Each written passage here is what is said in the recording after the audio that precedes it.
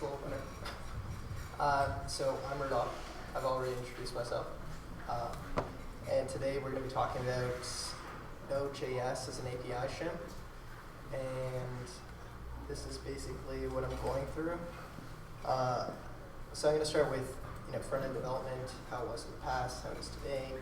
And then next is just the problem I was facing with a startup that had clients that wanted,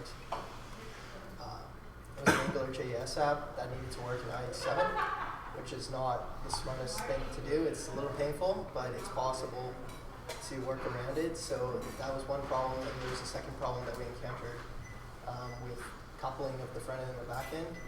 And then I'll present the solution, and then after that, go over like the broad strokes of where Node fits in, and kind of touching on what the second presenter said, where you kind of want to know where you can squeeze Node in on the back end potentially, like not just hacking around, but like for production use, because it sounds like it's really, really good for production. So in the past, basically for front-end web dev, it was you're using Java, you're using Ruby, you're using, like actually for Sass, you're compiling Sass files with Ruby, and that's a little slow. It's not so much fun. And then Python developers can't hack on Ruby build tools, right? And then we have Java tools. I think it was a Yahoo, whatever the Yahoo CSS building tool was, the minifier, and it was like a weird 3-second delay for startup because it's Java. YUI? Was it the? Yes. Yes. You remember the 3-second delay. It's like the JVM's kicking in and something's happening, and oh my God, the CSS is so minified, But it doesn't really do much for you because you don't need that 3-second. It's a constant 3-second startup, right?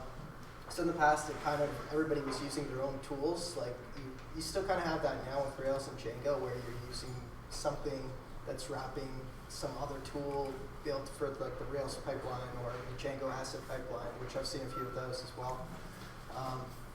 But now, and also you have the totally coupled backend and front end, which is with Rails, and I'm actually working on that right now with a Rails app where we're migrating parts of it because the front end was in the Rails code as well. And the previous Rails app was Django, and the front end again was coupled within the code base. So there's no clear separation. So anytime you do a deploy, you're deploying everything. There's no choice. So today, it's a little better. There is some kind of decoupling. Like you can use Node for everything. You actually are using Node every day for the whole step of the way. Like all the tests are running, all the deployment stuff is running. The build tools, Outlook CSS build tools, JavaScript build tools. This is the only reason we're allowed to use like things like TypeScript, CoffeeScript. Everything else is because we actually have this great transpiler tool. Like ES6 is supported with Babel. CoffeeScript is just written in JavaScript, right? So there's a lot of nice things that are happening because everybody's kind of speaking a common language now on the front end. So we have this opportunity to build like a lot of common tools, even though you have things like gulp versus grunt, which is, and then versus npm itself versus, and then I think there's Bower versus something else. But at least we're all speaking JavaScript rather than I'm going to use my Java tool because it's the best tool. I'm going to use my Python tool because it's the best. And then there's like no way to improve either one. At least in this case, like grunt could conceivably take some good ideas from gulp. Probably would become gulp, but So the situation I encountered was basically, like I said, it was a startup. We were dealing with financial clients, and we were dealing with banks. I think it was insurance companies, and basically, banks have a lot of money, so they can tell you to use Internet Explorer 7. And it was just it's not smart, but it works, sort of, very slowly, and because it's enterprise software, you can work, if it takes 10 seconds versus a minute to load up your tool, it doesn't matter because you're going to be working with it the whole day, So it's kind of that situation where kind of got talked into, there's money, yes, Internet Explorer 7, okay, that's fine. Basically, the backend was also written in Java because it's an enterprise tool. And they started with Java server faces. And they eventually saw, again, like I mentioned with Rails and Django, where you have the front end coupled to your back end, they saw with Java Server Faces you have the same issue, where you're kind of, we can't really move that fast. And Java Server Faces itself as a tech is kind of not very much built for Web 2.0, or even any sort of rapid development, really. It would have been better if it was like a separate Rails, Django, communicating with Java or something else. But what they did was they ended up moving forward with Node.js and AngularJS. So AngularJS is made for modern browsers, and IE7 is not a modern browser at all. So it was it's a good move because you're decoupling the front end from the back end. There's no choice about it. But then it's kind of a bad move because now you have to support IE7. So it may have been better to stick with a monolithic front end and back end and just be really careful and gentle with it. But in this case, they're already halfway there. They've already decoupled their front end and back end to some extent.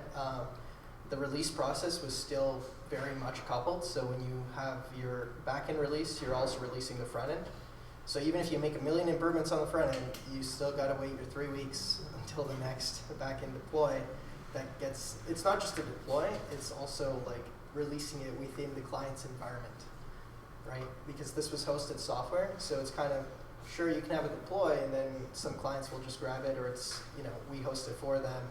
But then other clients, they're hosting it within their facilities, so the deploy is even longer. So if there was a nice way to make front-end improvements more rapid, then we could, here's your back end with all these real features, and here's your front end with, nice UI changes and make the tool much better to use. Maybe we can fix some of the things in the API. Maybe we can do something else with it.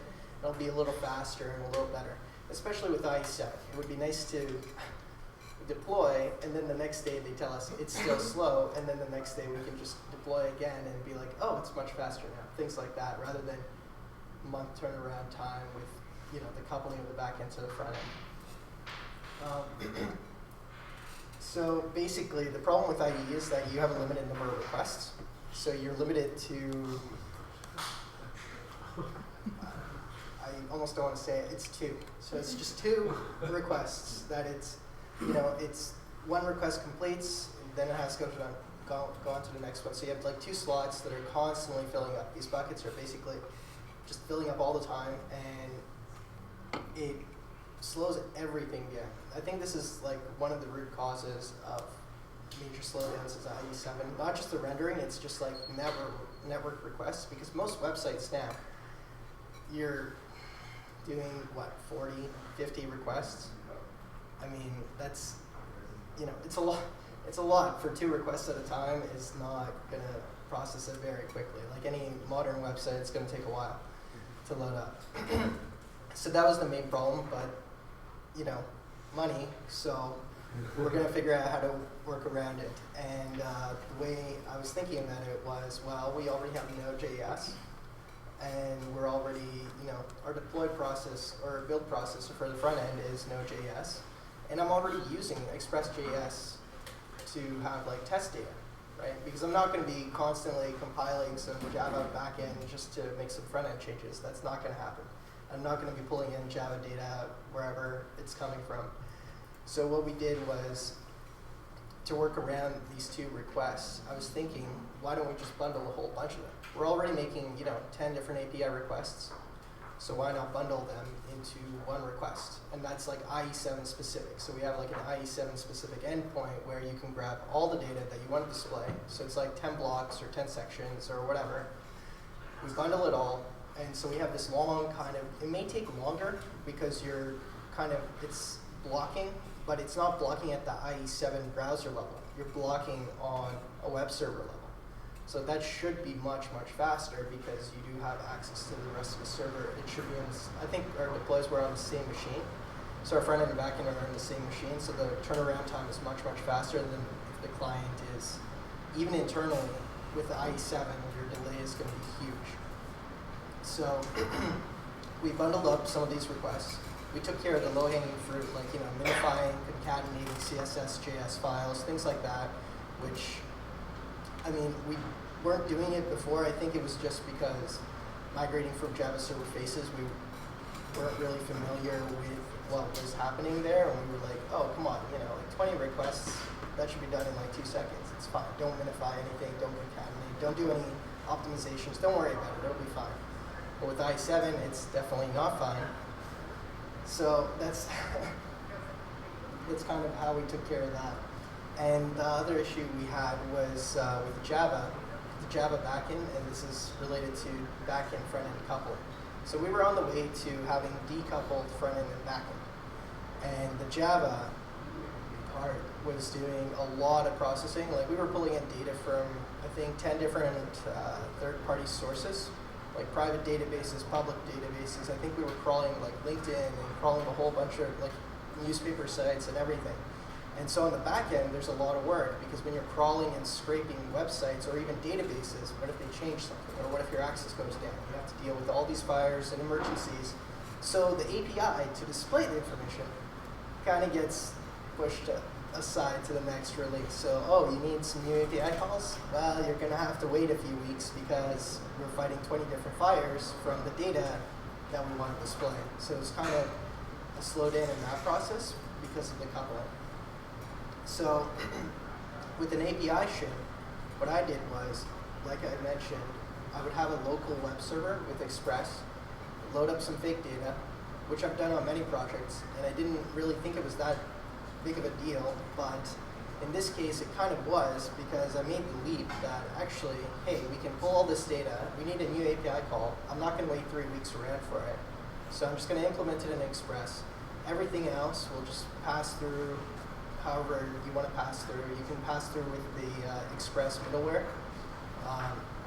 You can pass through with Nginx. You just pattern match against one URL and it goes through to one API call and that's it. You can do it however you want, but it was basically, I have Node.js, we're deploying it on a server, I have Express, I can bundle everything up, and I'm doing it already, so I just made the leap of, let me just have this extra script that does this bundling for me, and it's not going to be millions of lines of code, it's not going to be a huge deploy process, it's not going to need like endless amounts of QA, it's, hey, we're just taking 4 or 5 different API calls, bundling them together into one spot. In our Angular.js code, we just unbundle it basically, and that's it. So it's kind of, we're already doing it every day. We're already making fake data. I've seen a lot of front-end developers, actually the first thing they do is like, I want to work on front-end, but I need data to populate, like I need data to display. So what do? Do you just make up the HTML that you're going to display? No, you kind of, one tool was for Ember.js, it's called Mirage. For Angular, I think there's another tool, and I've seen like generic tools as well for setting up a REST API server where they don't, like, it's a really basic, I think there's something called replay. So we'll replay real REST API calls for you from the real server. So it's kind of things that we already do, but we don't really, we do it for testing purposes. We do it for development purposes. We don't do it for production, and this is what I was suggesting to them was, let's actually do this in production where we bundle everything up, because the performance gains, I mean, like 7 requests versus 2 requests, and the blocking of IE7, and it was kind of, it was a big enough pain that we would try this out. So we deployed it, and it worked pretty well.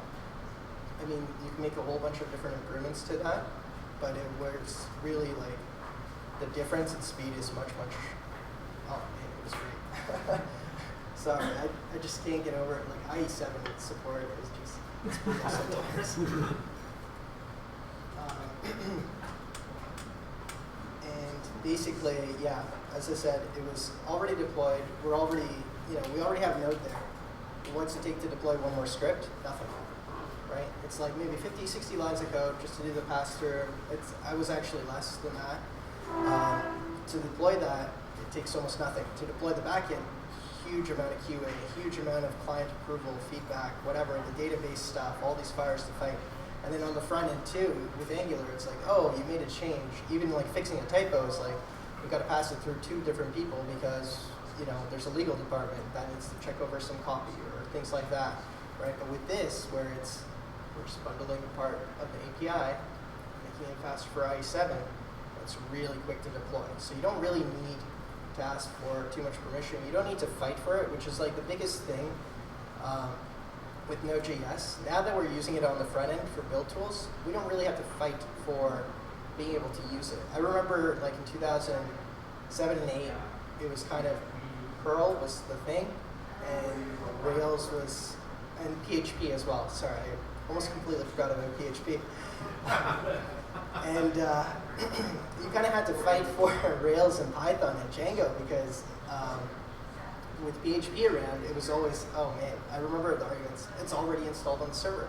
Why do we need anything else? I was like, are you crazy? Like, we have all these great tools, and it takes only like half an hour max, in the worst case, to install Rails, you know? So it was kind of, you kind of had to fight for it. You always had to, I remember so many articles about how do we prototype, you know, let's just rapidly prototype in Django. And then of course everybody tries it out like Django or Rails, and now they're sold on it. Like you can't walk anywhere around this area and be like, oh yeah, I'm sure that there's a lot of PHP jobs. No, it's going to be mostly Rails. It's going to be some JavaScript jobs and Node.js jobs and Angular and Python, Django. It's not so much Perl or PHP anymore. So now you don't have to fight for it. You know, with Node.js, you have it's already there on your front end. You're good to go. It's already probably deployed on a server. You have to have at least one build server, right? You're not building it all on your own local. So it's already there.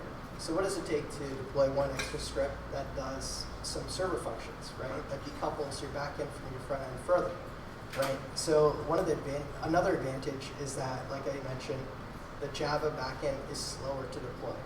So we can't really, if you want to do like a sales call where you're trying to preview new features, with the Java backend, it's not really going to happen unless you tell them to like hack into like, yeah, just do a little bit of this REST API work and we'll fake it. Well, then I might as well just fake it with my Node.js Express web server, right? So you can fake a whole bunch of data there. You can make up the API calls, and then the backend, it's actually better for them because they know what API calls you want in the future. They know what they want. They know what you want it to look like, rather than here's some data. You figure out how to make it display properly. You figure out whether you need to capitalize things or like, you know, decapitalize or do any crazy display transformation that you want. No, it's backend. This is what I want. This is how it should look like. We've already tested it. Everything's good to go. So all you need to do is just implement it at your own pace. Whenever you're done fighting fires, great. Now we have the new API. The display logic is done. The front end is done. Just implement it. We integration test. We're good to go. And all of a sudden, there's new features for everyone. And it's new features that you've already kind of sold to the client, right? So I don't need to go over this. Everybody knows how awesome Node is. So this is kind of like an old school kind of argument, as I mentioned with Perl and PHP. Basically, back in the bad old days, you're using Perl, PHP, and Perl is, oh man, it was great. The days of Perl are great because you can use it everywhere. You're using it for deployments, you're using it for web servers, you're doing desktop applications with it, you're text processing, doing huge amounts of database transformations, you're doing whatever you want in Perl because it's like the Swiss Army knife of the internet. You can do anything with it. And now I would say that Node.js is the new Swiss Army knife because I'm working on a Rails app and it uses Ember, but Ember uses Node. So immediately I'm using Node. Even for small build thing, like even for small projects, I can use Grunt. I can use Gulp instead of using make files.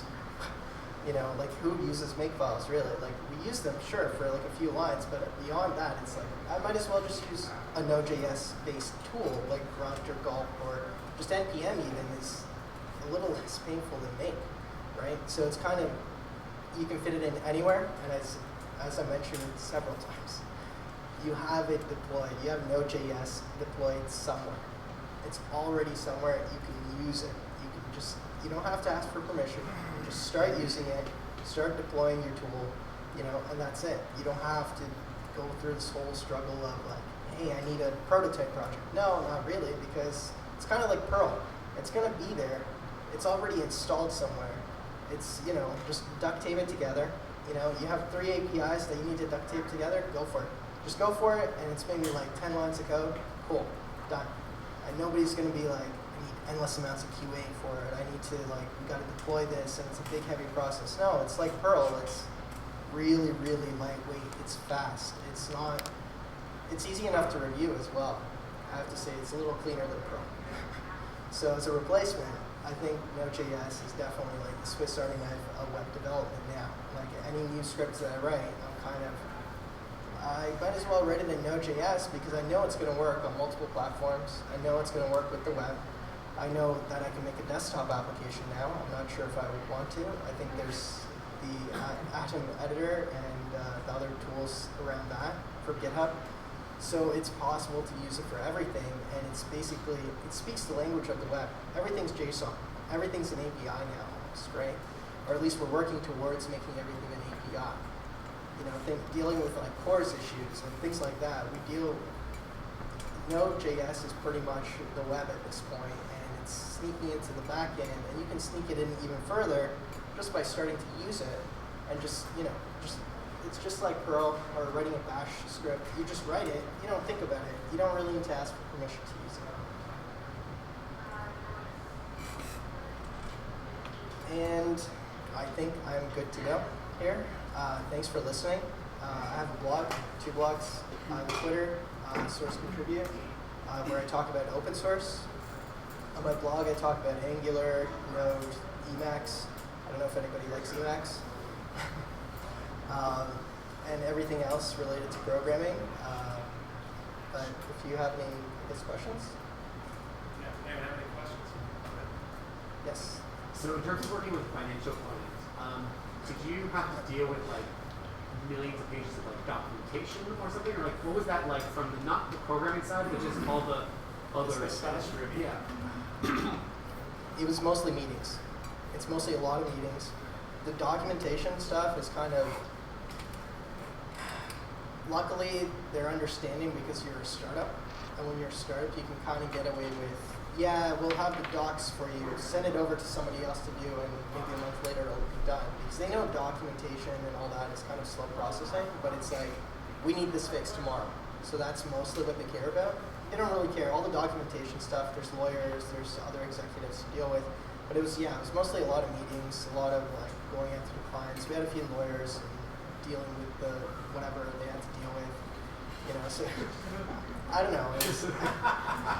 It's mostly just, signing and making sure there's no liabilities, or the liabilities are on the right side, and that's it. So it's really not that much, but there were things like you can't just make a radical change to the UI or the UX because, you got to sign off on it.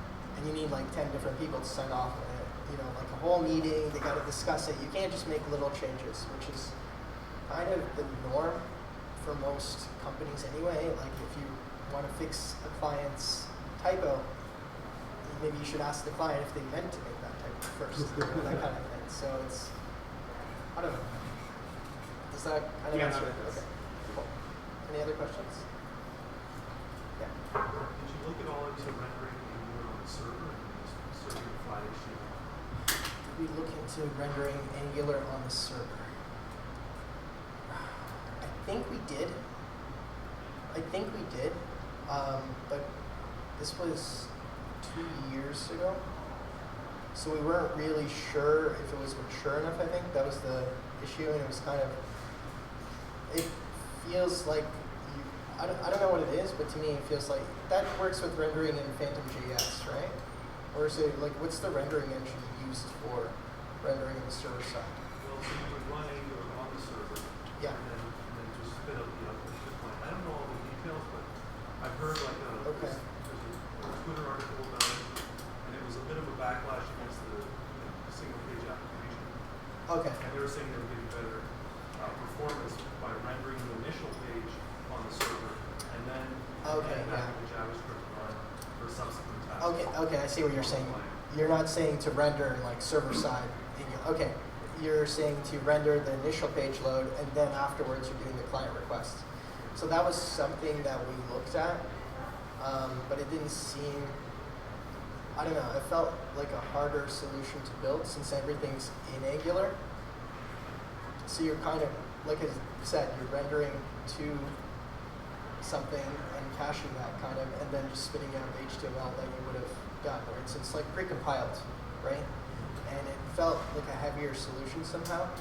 And I think it was mostly just because I wasn't aware of all the issues with the rest of the architecture. There were a lot of weird, because they were new to AngularJS development, it was kind of, man, this could be much nicer. It could be more performance, but let's take care of this bug first where IE7 is just really slow because the client wants it to be fast. So we had to time box our solution to some extent because the client wants it yesterday kind of deal. But otherwise, yeah, I would totally look into that. It was Twitter? Twitter wrote the article. Yeah. I think there's a lot of talk about it in React as well. For React, that it one would you make can sense. search for isomorphic. It's like they call it isomorphic JavaScript. And Okay. it essentially means rendering. So I think a lot of people they make it. If, so you can yeah, get all the yeah, page rather than makes sense. Yeah. But in the future, I would definitely look into that. So your involvement with this project was mostly using Node for front-end tooling to build UI and build features that so you consume a back-end API. So you weren't doing Node for doing database stuff or anything like that? No. You were No. just mocking in Yeah. Node. Okay. Cool. Basically, their backend was Java. Yeah. So all Java, like this was their first time When dealing you were with. migrating away from that, it's like that's the back-end. Unfortunately not, but it would have been nice to. But it's kind of, I don't know, at the time it was easy. It's easier to find like 100 Java developers to deal with like integration issues across these different stacks than to find 100 Node.js developers who would want to do that, right? Because it's not a fun job. Or the different clients are on different builds, like a feature flag. So you actually yeah. needed 100. If you have 100 clients, Well, you no, need 100 Java developers. We didn't have 100 devs, but I mean. For example, you have 10 clients, you need 10 Java developers because each client is a little different. It's just mostly enough. because of the scraping that we're doing in the data processing, and we had a little bit of like, big data analysis happening as well. And because we're dealing with 10 different databases and 10 different third-party sources plus the scraping, Right.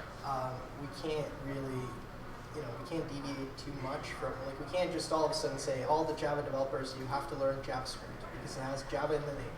Or you're learning JavaScript. That's probably not going to happen for like a year, right? So this was my way of just like, okay, performance issues, let's speed it up along. It's a bug fix, but now you have this opportunity for another developer to come in and say, hey, actually, we can do some more of the API work here, and it lightens the load. And then that's the real advantage. Yeah, know? sorry, so I may have misunderstood. Did you have you had a second Node server running that was making requests to the other API, right? Is that? It's all built together, yeah. basically. So the backend and frontend were built on the one box, so Node.js had to be there to compile everything and to do all the front-end tasks. So it's But there was a listener sitting somewhere that you would yeah, send on the requests. same server where it Right. can just Yeah. because Maybe on a different port. yeah, exactly. So the front end is just talking to itself on localhost on a different port anyway. So Right. passing through is not a big deal. It's, Yeah, I get it. That's the most common, like, especially when they're hosting within a bank or Yeah. within a financial industry. It's like their bank of old computers and server stacks. And they gotta, it's all there. It's all in one box, and it's much easier that way for them. For the stuff we hosted ourselves, we could easily decouple it further. Yeah. But yeah, it was just sitting there, and that was it. Any other questions?